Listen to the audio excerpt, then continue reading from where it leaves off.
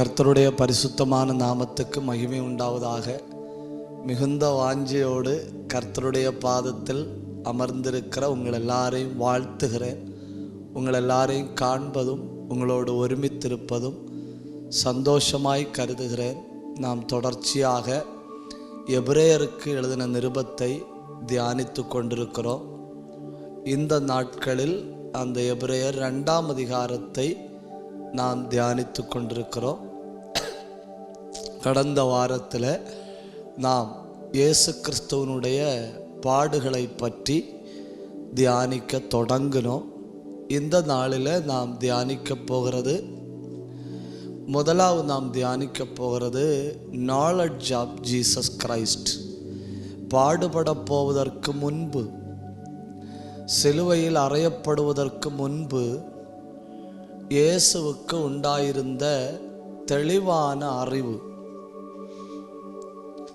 இயேசுவுக்கு உண்டாயிருந்த தெளிவான அறிவு. அப்புறம் நாம் பார்க்க போகிறது இயேசு இந்த பூமியில் வந்ததனுடைய நோக்கம், பர்பஸ், மனிதனாய் அவதரித்ததனுடைய நோக்கம்.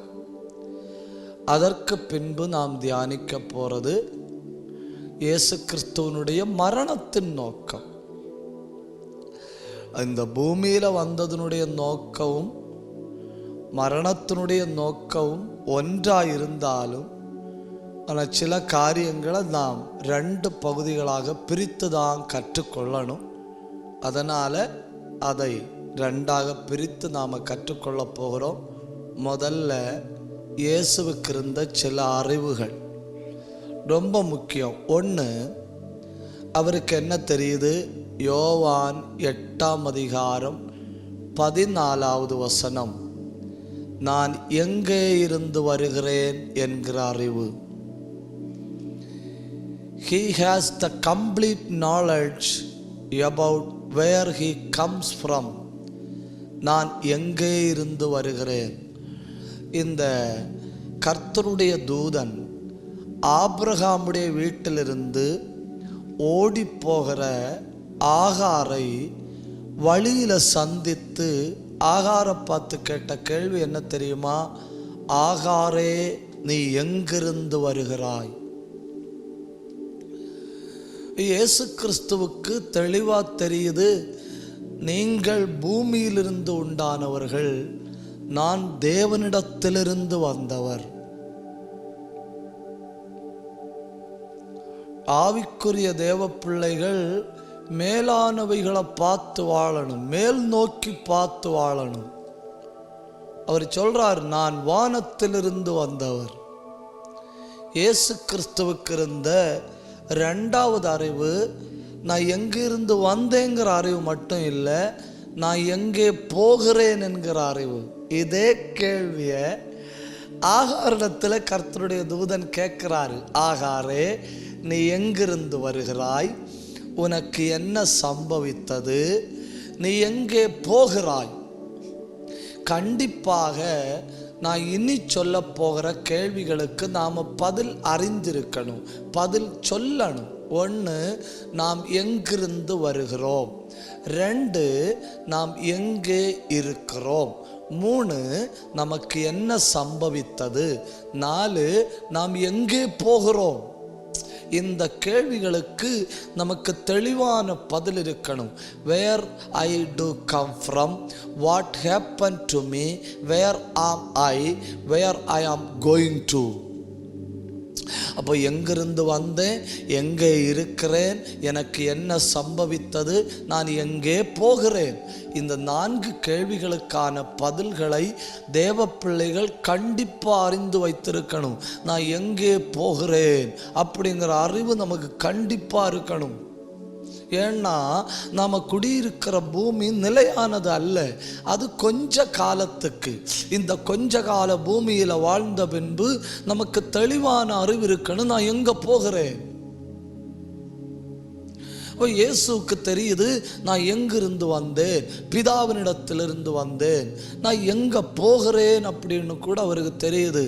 நான் எங்கிருந்து வந்தேனோ அங்கே போகிறேன். அப்போ நான் எங்கே இருந்து வந்தேன் என்கிற அறிவு, நான் எங்கே போகிறேன் என்கிற அறிவு, மூணாவது, இயேசுவுக்கு இருந்த அறிவு, நான் பூமியிலே செய்யப்பட வேண்டிய ஒரு நியமிக்கப்பட்ட கிரியை இருக்கிறது. I have an appointed duty to do. நான் செய்யும்படி நியமிக்கப்பட்ட ஒரு கிரியை இருக்கிறது. கர்த்தர் நம்மளை பற்றி என்னெல்லாம் திட்டம் வைத்திருக்கிறாரோ அந்த திட்டம் நிறைவேறுகிறது வரை சத்துரு நம்ம உயிர் மேல கை வைக்கவே முடியாது. தேவன் நியமித்த வேலை முடிகிறது வரை உங்க உயிருக்கு கேரண்டி. அது பலவீனம் வரலாம், அது எழும்ப முடியாத சூழ்நிலை வரலாம், அது உபத்திரவத்தின் வழியாக கடந்து போகலாம், அது பெரிய பெரிய சவால்களை சந்திக்கலாம்.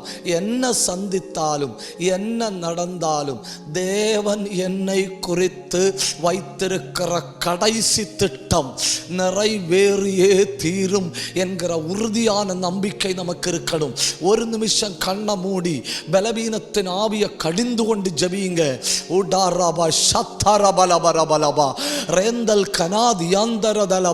சில நேரம் சில ஆவிகள் தேவ திட்டத்தை தடுக்க பார்க்கும். நீங்க புரிந்து கொள்ளணும், தேவ திட்டத்தை தடுக்க முடியாது.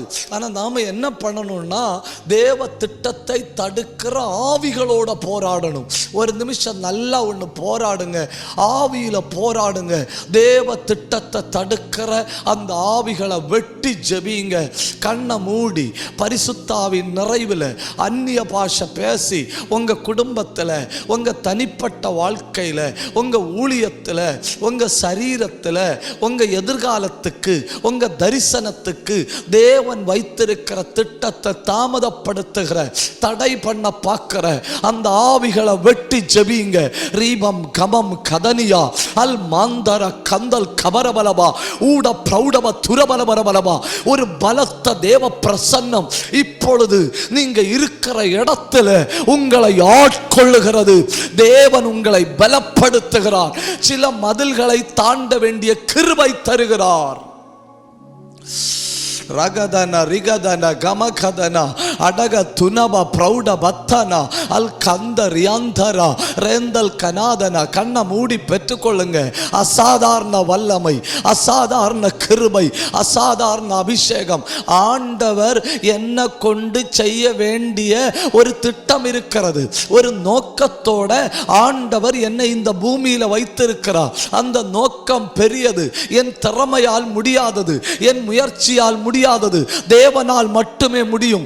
என்ன கொண்டு அந்த திட்டத்தை நிறைவேற்ற விரும்புகிறார், என்ன கொண்டு அந்த திட்டத்தை நிறைவேற்ற போகிறார். ராபா ஷகதரபா ரே அந்தல் கபரபலபா ரே லாந்தரதலபா. இந்த அறிவு உங்களை ஆளுகை செய்வதாக, இந்த அறிவு உங்க சிந்தையை ஆட்கொள்வதாக. தேவையில்லாத பயங்களை அப்புறப்படுத்தும்படி கர்த்தர் இந்த அறிவை உங்க சிந்தைக்குள்ள போடுவாராக. கபரப சந்தரப ரியாந்தல் பிரௌடபரபலபரபலபா ரேந்தல் கமான ஹத்துரபலபரபலபா. அப்போ அவருக்கு இருந்த முதல் அறிவு, நான் எங்கிருந்து வந்தேன். அவருக்கு இருந்த இரண்டாவது அறிவு, நான் எங்கே போகிறேன். அவருக்கு இருந்த மூன்றாவது அறிவு, நான் செய்ய வேண்டிய ஒரு வேலை இருக்கிறது. அவருக்கு இருந்த நான்காவது அறிவு, நான் குடிக்க வேண்டிய ஒரு பாத்திரம் இருக்கிறது. மத்தேயு 26 மத்தேயு 26:42. He knows he has a cup to drink. அவர் என்ன சொல்றாரு? பிதாவே, இந்த பாத்திரம், திஸ் கப், எல்லா மனுஷனுடைய பாவம் என்கிற பாத்திரம், அகில உலகத்தின் சாபம் என்கிற பாத்திரம், எல்லாருடைய பலவீனம் என்கிற பாத்திரம். அவர் சொல்றாரு, பிதாவே, I have a cup to drink. சில நேரம் நமக்கு சம்பந்தமே இல்லாத பிரச்சனை வழியா ஆண்டவர் நம்மளை கொண்டு போவார் தெரியுமா? நமக்கு சம்பந்தமே இருக்காது.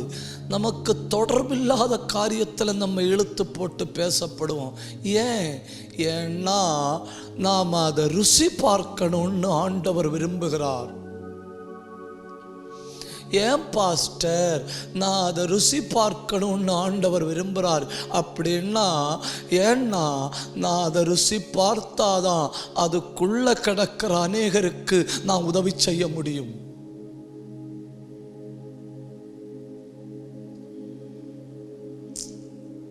இப்போ தலைவலியோட வருகிற ஒரு ஆளுக்கு ஆலோசனை கொடுக்கணும்னா தலைவலி அனுபவிச்சா தானே தெரியும்.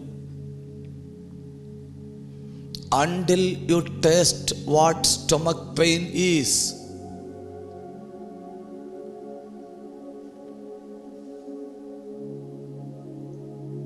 நம்ம ஒரு பிரச்சனையை சில நேரம் நம்மளை ஆண்டவர் ருசிக்க வைக்கிறாரு.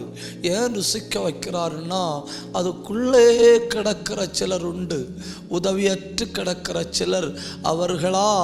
அவர்களுக்கு நம்மை கொண்டு உதவி செய்யணும்னா நம்ம முதல்ல அதை ருசிக்கணும்.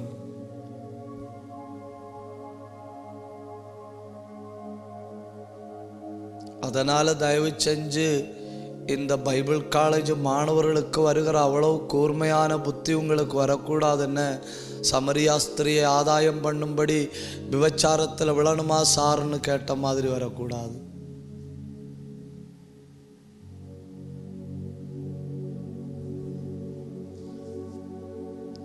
அப்போ இயேசுவுக்கு தெரியுது நான் எங்க இருந்து வந்தேன், இயேசுவுக்கு தெரியுது நான் எங்க போறேன், இயேசுவுக்கு தெரியுது நான் செய்ய வேண்டிய ஒரு வேலை இருக்கிறது, இயேசுவுக்கு தெரியுது நான் பானம் பண்ண வேண்டிய ஒரு பாத்திரம் இருக்கிறது. 5, இயேசுவுக்கு தெரியுது நான் நிறைவேற்ற வேண்டிய தேவ சித்தம் இருக்கிறது.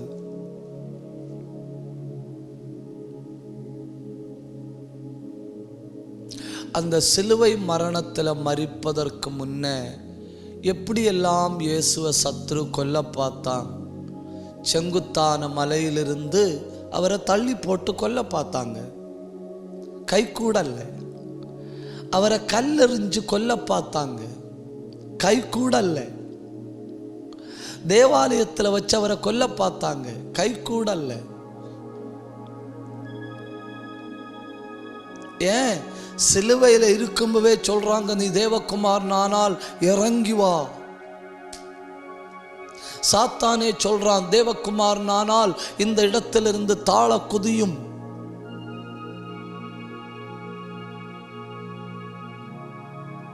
ஒண்ணுமே கை கூடல்ல. ஏன் ஒண்ணுமே கை கூடல்ல? நிறைவேற வேண்டிய ஒரு தேவ சித்தம் இருக்கிறது. கல்லெறிஞ்சு கொல்ல முடியல, செங்குத்தான மலையிலிருந்து தள்ளி போட்டு கொல்ல முடியல, தேவாலயத்தில் வச்சு கொல்ல முடியல, தேவாலயத்தின் உப்பரிகையிலிருந்து கொல்ல முடியல, சிலுவையிலிருந்து இறங்கி வான்னு சொன்னப்போ இறங்கி கீழே கொண்டு வர முடியல. ஏன்னா there is a perfect will. இயேசுவுக்கு தெரியும் நிறைவேற வேண்டிய ஒரு சித்தம் இருக்கிறது.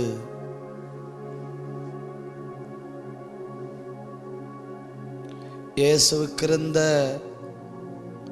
6வது அறிவு, இதாக ரொம்ப முக்கியம். இயேசுவுக்கு இருந்த 6வது அறிவு ஆதியாகமம் 3:15 சொல்லி இருக்கிற ஸ்திரீயின் வித்து நான் என்கிற அறிவு. நான் ஒரு தடவை கூட சொல்றேன். 1, நான் எங்கிருந்து வந்தேன் அப்படின்னு அவருக்கு தெரியுது. 2, நான் எங்கே போகிறேன் அப்படின்னு அவருக்கு தெரியுது. 3, நான் செய்ய வேண்டிய ஒரு நிர்ணயிக்கப்பட்ட நியமிக்கப்பட்ட ஒரு வேலை இருக்கு, அவருக்கு தெரியுது. 4, நான் குடிக்க வேண்டிய ஒரு பாத்திரம் இருக்கிறது, அவருக்கு தெரியுது. நான் பானம் பண்ண வேண்டிய ஒரு பாத்திரம் இருக்கிறது, அவருக்கு தெரியுது. 5, நிறைவேற்ற வேண்டிய ஒரு தேவ சித்தம் இருக்கிறது, அவருக்கு தெரியுது. 6, ஆதியாகமம் 3:15 சொல்லப்பட்டிருக்கிற ஸ்திரீயின் வித்து நான் அப்படின்னு இயேசுவுக்கு தெரியுது.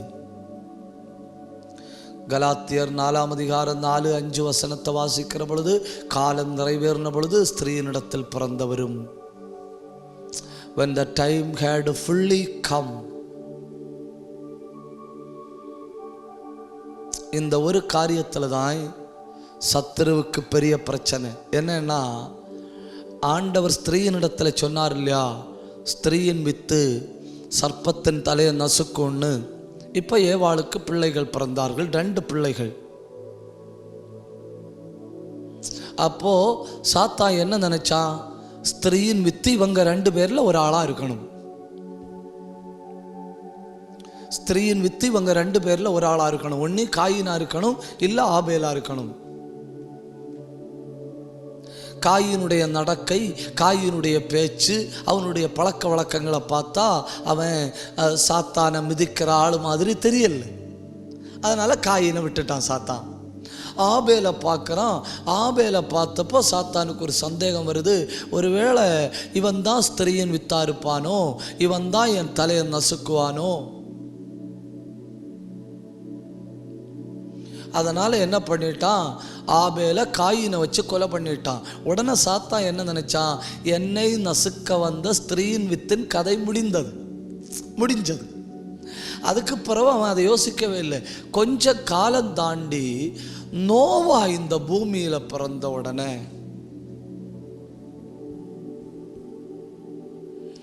நோவா இந்த பூமியில பிறந்த உடனே சாத்தான் யோசிக்கிறான், ஒருவேளை ஸ்திரீயின் வித்து இவனா இருப்பானோ,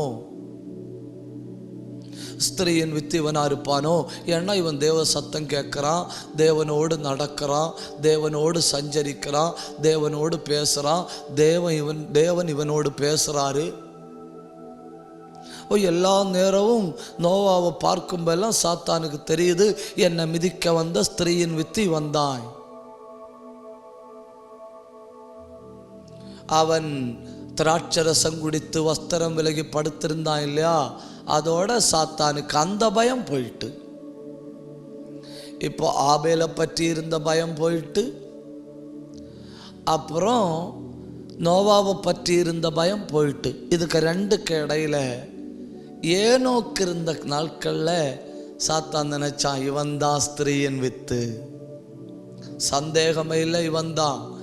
ஆவிக்குரிய காரியத்தை தவிர எதுலையுமே இவன் தலை போடல, இவன் என்னை மிதிச்சாலும் மிதிப்பான். ஆனா ஏனோக்க கர்த்தர் எடுத்துக்கொண்டார். அப்புறம் சாத்தானுக்கு இனி ஸ்திரீயின் வித்த குறித்த பயமே இல்லை.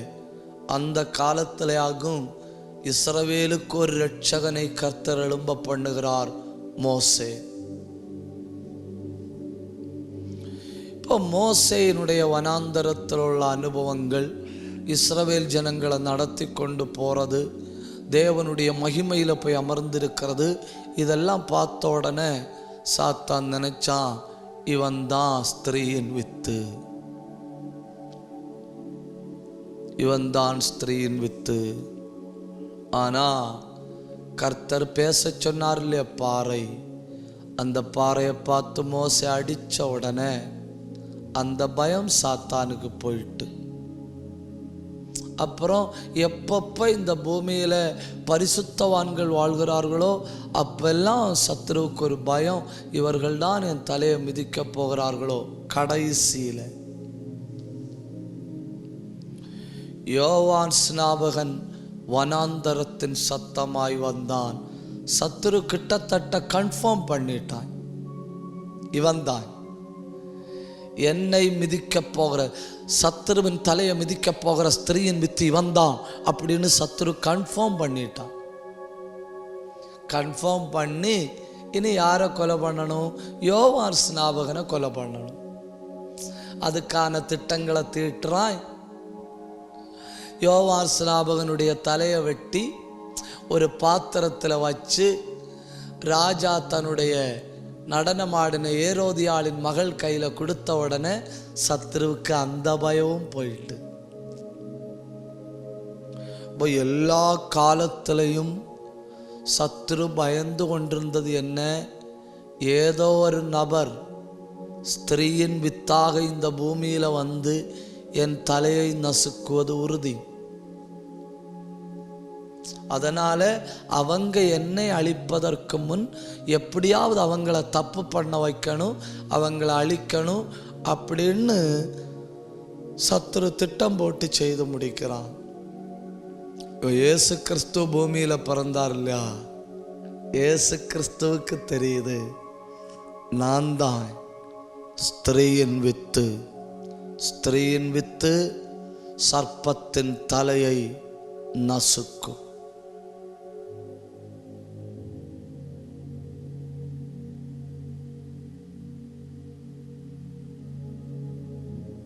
பார்த்தீங்களா, இந்த 6 அறிவுகள் எங்கிருந்து வந்தேன், எங்கே போகிறேன், நிறைவேற்ற வேண்டிய ஒரு வேலை இருக்கிறது, பருக வேண்டிய ஒரு பானபாத்திரம் இருக்கிறது, செய்ய வேண்டிய ஒரு தேவ சித்தம் இருக்கிறது. நான் தான் அந்த ஸ்திரீயின் வித்து என்கிற அறிவு. அப்புறம் நாம பார்க்க போறது, ஏன் இயேசு இந்த பூமியில மனிதனாக வந்தார், ஏன் இயேசு கிறிஸ்து இந்த பூமியில மனிதனாக வந்தார். அதற்கு ஒரு 5-6 காரியங்களை வேதத்திலிருந்து வேகமாய் நாம் தியானிக்கலாம்.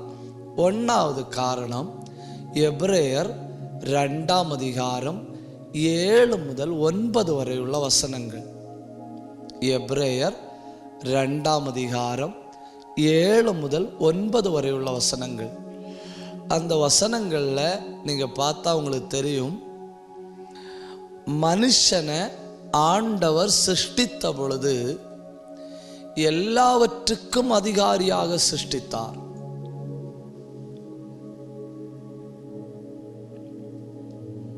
எல்லாவற்றையும் ஆளுகை செய்கிறவனாக சிருஷ்டித்தார். எபிரேயர் 2:7 பாருங்க, சகலத்தையும் அவனுக்கு கீழ்ப்படுத்தி இருந்தார்.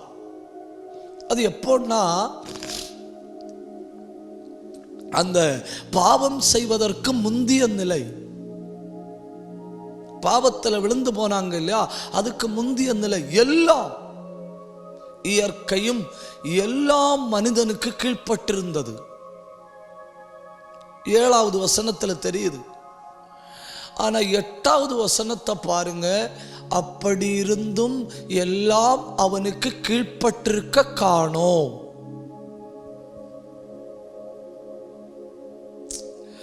எல்லாவற்றுக்கும் மேலானவனாக மனுஷனை உண்டாக்கி வைத்தார். தூதர்களை பார்க்கலும் சற்று சிறியவர்களாக மனுஷனை உண்டாக்கி வைத்தார். எல்லாவற்றையும் அவனுக்கு கீழ்ப்படுத்தினார் விழுவதற்கு முன்ன. ஆனால் விழுந்த பின்பு எல்லாம் அவனுக்கு கீழ்ப்பட்டிருக்க காணோம். ஆளுகை செய்யும்படி உண்டாக்கப்பட்ட மனுஷன், எல்லாம் அவனுடைய பாதங்களுக்கு கீழே இருக்கணும். ஆண்டவர் பார்க்கிறார், இப்ப எல்லாம் அவனுடைய பாதங்களுக்கு கீழே இல்லை. அப்ப 7வது வசனம், எபிரேயர் 2:7, ஸ்டேஜ் ஆஃப் மேன் பிஃபோர் சின். எபிரேயர் 2:8, ஸ்டேஜ் ஆஃப் மேன் ஆஃப்டர் சின். சகலத்தை அவனை கீழ்ப்படுத்தினார் பாவம் செய்யும் முன்ன. 8வது வசனம், அப்படி இருந்தும் சகலவும் அவனுக்கு கீழ்ப்பட்டிருக்க காணோம் பாவம் செய்த பின். அப்ப இயேசு ஏன் இந்த பூமிக்கு மனிதனாக வந்தார், ஏன் இந்த பூமிக்கு மனிதனாக வந்தார் அப்படின்னா, டு பிரிங் பேக், அந்த மனுஷன் இழந்து போனான் இல்லையா ஆளுகை, அந்த ஆளுகையை திரும்ப பெற்றுக்கொள்ளும்படி. நான் உதாரணத்தை சொல்றேன். இயற்கை எல்லாமே ஆதாமுக்கு கீழ்ப்பட்டிருக்கணும். எல்லா மிருகங்கள் எல்லாமே அவர்களுக்கு கீழ்ப்பட்டிருக்கணும். ஆனா அப்படி இருக்க காணோம். இயேசுவை பாருங்க, சமுத்திரம் அவருக்கு கீழ்ப்படுகிறது, அசுத்த ஆவிகள் அவருக்கு கீழ்ப்படுகிறது,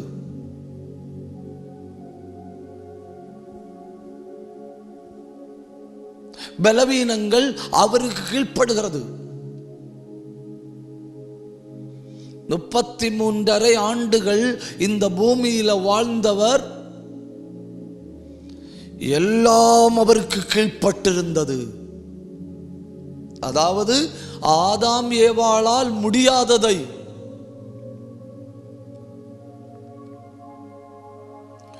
எல்லாவற்றையும் கீழ்ப்படுத்த முடியும்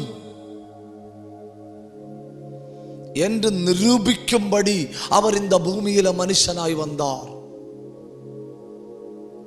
அப்படின்னா ரட்சிக்கப்பட்ட தேவ பிள்ளைகள் ஆண்டு கொள்ளுகிறவர்களா இருக்கணும். எல்லாவற்றையும் கீழ்ப்படுத்தணும். எதுவும் நம்மை அடிமைப்படுத்தக்கூடாது. எல்லாவற்றையும் நாம் சிறை பிடிக்கணும்.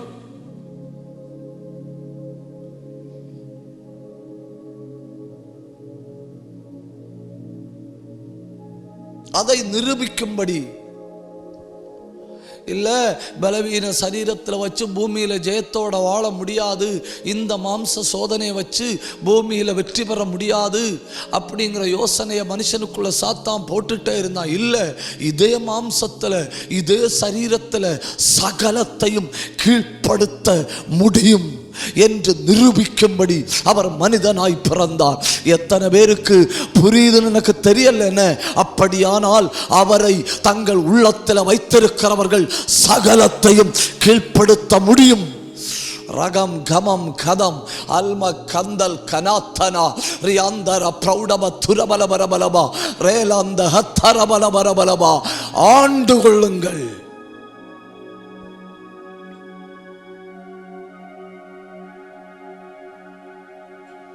இப்போ 33.5 வருஷத்துக்குள்ள அதை நிரூபித்தார்.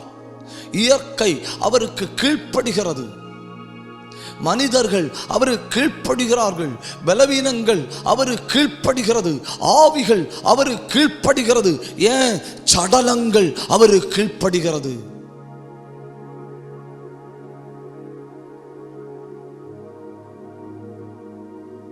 அப்படி இருந்திருக்கணும் ஆதாமும் ஏவாளும். அப்போ எல்லாவற்றையும் கீழ்ப்படுத்தி வாழ முடியும் என்று நிரூபிக்க இயேசு இந்த பூமியில மனிதனாய் வந்தார்.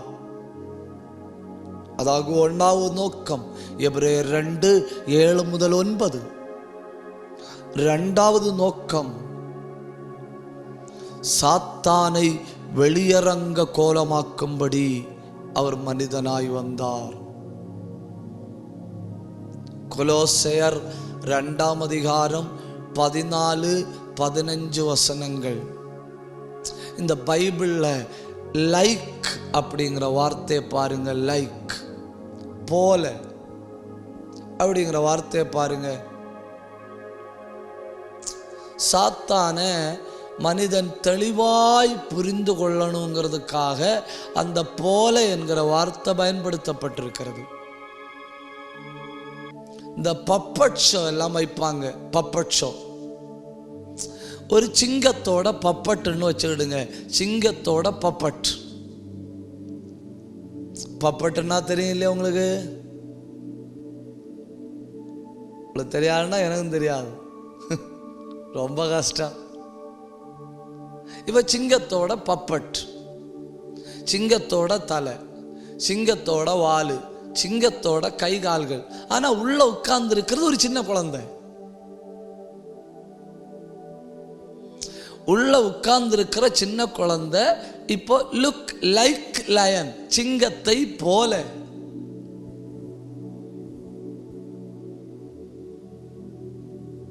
அதை பார்த்து நம்ம பயப்படுவதில்லை, அது டம்மி. அதை பார்த்து நம்ம பயப்படுவதில்லை. நமக்கு தெரியும் அதில் இருக்க அந்த சிப்பை ஓப்பன் பண்ணா உள்ள இருக்கிற பிள்ளைய பார்க்கலாம். சிங்கத்தை போல. 1 பேதுரு 5ஆம் அதிகாரம் 8வது வசனம். Look like line.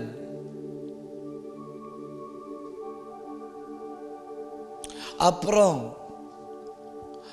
ஏசாயா 59ஆம் அதிகாரம் 19வது வசனம். வெள்ளம் போல, லைக் வாட்டர்ஸ். சிங்கம் போல, வெள்ளம் போல. அப்புறம் வெளிப்படுத்தல் 16ஆம் அதிகாரம் 13வது வசனம், தவளைகளுக்கு ஒப்பாக, look like frog, look like water, look like lion, look like frock.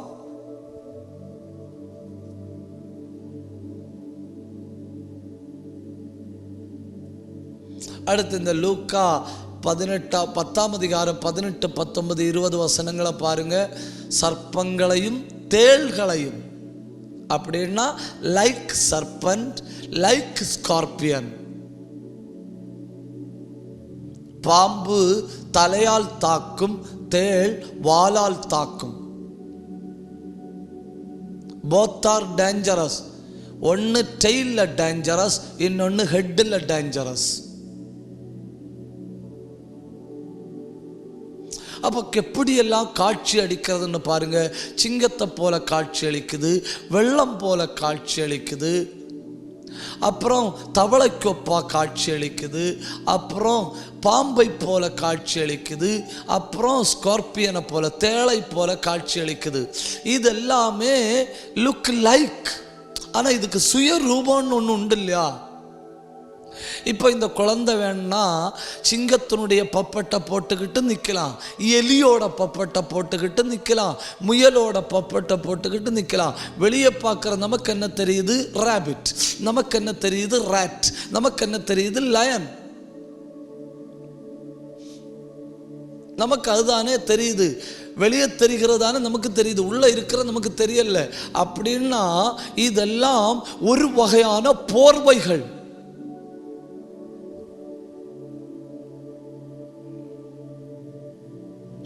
ஓ நாய் போல ஒரு வகையான போர்வைகள். யாராவது ஒரு ஆள் இந்த போர்வைகளை உரிந்து கொண்டு, இந்த மாயத் தோற்றங்களை உரிந்து கொண்டு, இவ்வளவுதான் சாத்தான்னு சொல்லி வெளியரங்க கோலமாக்கணும், புட் இன்டு டிஸ்பிளே.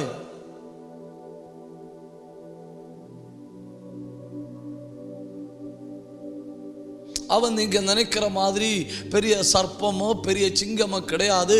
அவன் வஞ்சிக்கிறவன், ஏமாற்றுகிறவன், வழி தவற பண்ணுகிறவன் அப்படின்னு சொல்லி யாராவது ஒரு ஆள் டிஸ்பிளேல காட்டணும் இல்லையா? போட்டு காட்டணும் இல்லையா? அவனை வெளியரங்க கோலமாக்கும்படி ஆண்டுகளாய் ஆண்டுகளாய் பல வேஷங்களிலே மனிதர்களை ஏமாற்றி கொண்டு வந்தவன இவன் இவ்வளவுதான் சொல்லி உரிந்து கொண்டு வெளியரங்க கோலமாக்கும்படி இயேசு இந்த பூமியிலே மனிதனாய் வந்தார்.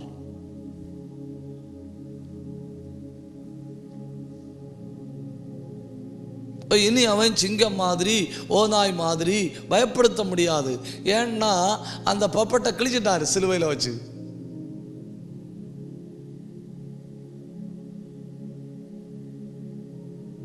கிழிச்சு குப்பை தொட்டியில போட்டுட்டாரு.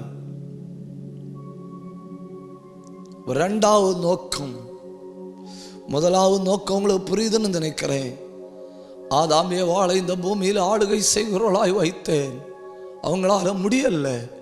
ஒரு மனிதனா இந்த பூமியில் ஆளுகை செய்ய முடியாது என்கிற எண்ணம் எல்லாருக்குள்ளே மிதைக்கப்பட்டு விட்டது. இல்லை, இந்த மாம்ச சரீரத்தில் இந்த பூமியில் எல்லாவற்றையும் கீழ்ப்படுத்த முடியும் அப்படின்னு நிரூபிக்கும்படி. 2, சாத்தானை வெளியரங்க கோலமாக்கும்படி.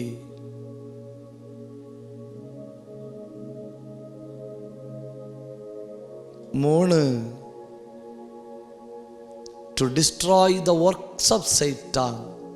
சாத்தானுடைய கிரியைகளை அழிக்கும்படி. 1 யோவான் 3:18. 1 யோவான் 3:18 பாருங்க. சாத்தானுடைய கிரியைகளை அழிக்கும்படி. சாத்தானை அழிப்பது என்பது வேறு, சாத்தானுடைய கிரியைகளை அழிப்பது என்பது வேறு. இது ரெண்டு. சாத்தானுடைய கிரியைகள் சிலுவையில் அழிக்கப்பட்டது. சாத்தானை அழிப்பதற்கு ஒரு நாள் வைத்திருக்கிறார். அவனை நித்திய நரகத்தில் தள்ளுவார். அப்போ டிஸ்ட்ராயிங் த ஒர்க்ஸ் அப்படிங்கிறது வேற, டிஸ்ட்ராயிங் த பர்சன் அப்படிங்கிறது வேற. அது ரெண்டு காலங்கள். அவனுடைய கிரியைகளை அழிக்கும்படி அவர் இந்த பூமியில மனுஷனாய் வெளிப்பட்டார். 3. 4வது, இயேசு ஏன் இந்த பூமியில மனுஷனாய் வெளிப்பட்டார்? எபிரேயர் 2:9, டு டேஸ்ட் டெத், மரணத்தை ருசி பார்க்கும்படி.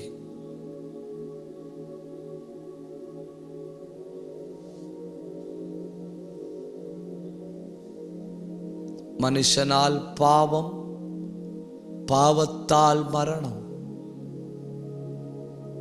யாருக்குமே மரணத்துக்கு ருசி தெரியாது. ஏன்னா ருசித்தவர்கள் எக்ஸ்பிளைன் பண்ணும்படி உயிரோட இருப்பதில்லை. ருசித்தால் கதை முடிஞ்சு. அவங்கள்ட்ட கேட்க முடியாது what is the taste of டெத்ன்னு கேட்க முடியாது. ஏன்னா ருசித்தவர்களுடைய கதை முடிஞ்சு போகுது.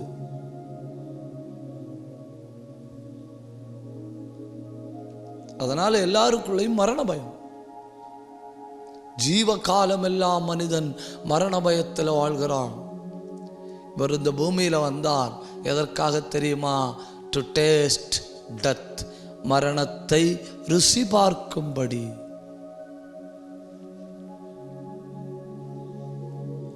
ஒன்றாவது நோக்கம்,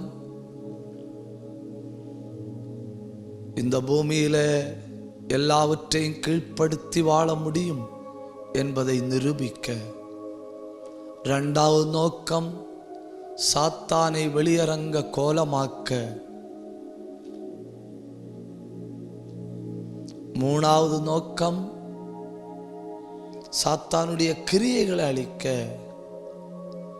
4வது நோக்கம், மரணத்தை ருசிக்க. 5வது நோக்கம், எபிரேயர் 2:10 பாருங்க, எவ்வளோ அழகான வசனம் இல்லையா? அநேகம் பிள்ளைகளை மகிமைக்குள் கொண்டு போகும்படி.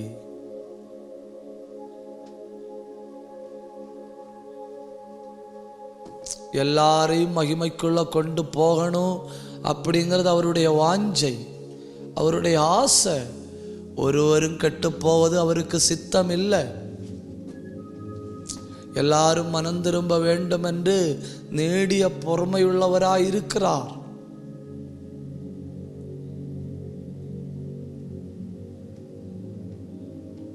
அநேகம் பிள்ளைகளை மகிமைக்குள்ள கொண்டு போகும்படி.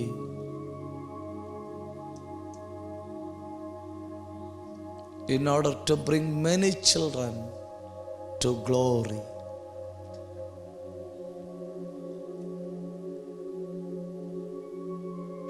எவ்வளோ அருமையான வசனங்கள் இல்லையா?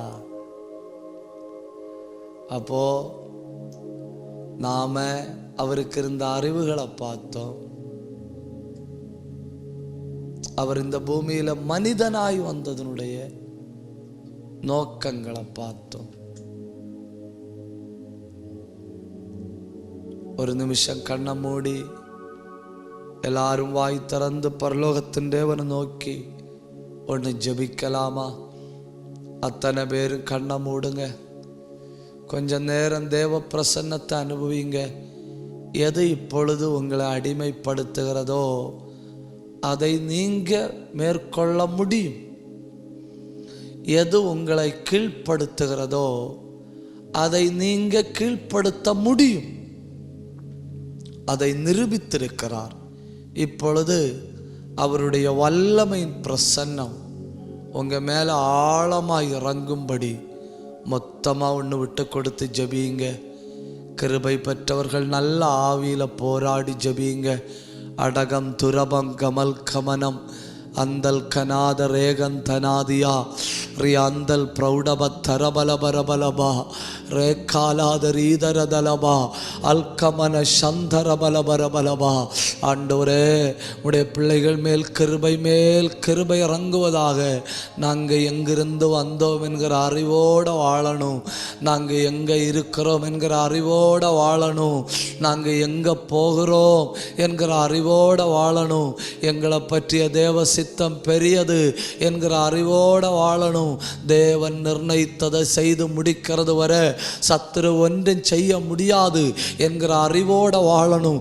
இந்த அறிவு உம்முடைய பிள்ளைகளை ஆட்கொள்வதாக, இந்த அறிவு கண்ணிகளை உடைப்பதாக, இந்த அறிவு முன்னேற வேண்டிய பலனை கொடுப்பதாக, இது ஒரு உந்து சக்தியாய் மாறுவதாக. ரகதரபலபா சந்தூரபலபரபலபா ரியாந்தல் கபரபலபா அல்ஹந்தரபலபா, இதுவரை கண்டிராத ஒரு வல்லமை அத்தனை பேரை மூடுவதாக.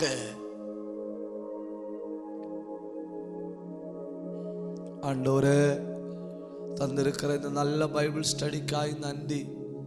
நீர் தந்திருக்கிற இந்த நல்ல வாய்ப்புக்காய் நன்றி. இதை பயன்படுத்துகிற எல்லா தேவ பிள்ளைகளுக்காய் நன்றி. ஆண்டவரே, மவுண்ட் சர்ச்சுக்காய் ஜெபிக்கிறோம், கார்த்திகையாவுக்காய் ஜெபிக்கிறோம். ஒவ்வொரு தேவ பிள்ளைகள், ஒவ்வொரு சகோதரர்கள் சகோதரிகள் எல்லாரையும் உடைய கரத்தில் தருகிறோம்.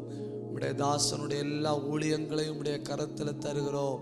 பயணங்களையும் உடைய கரத்தில் தருகிறோம். எல்லாவற்றின் மேலும் உம்முடைய கிருபை இருப்பதாக.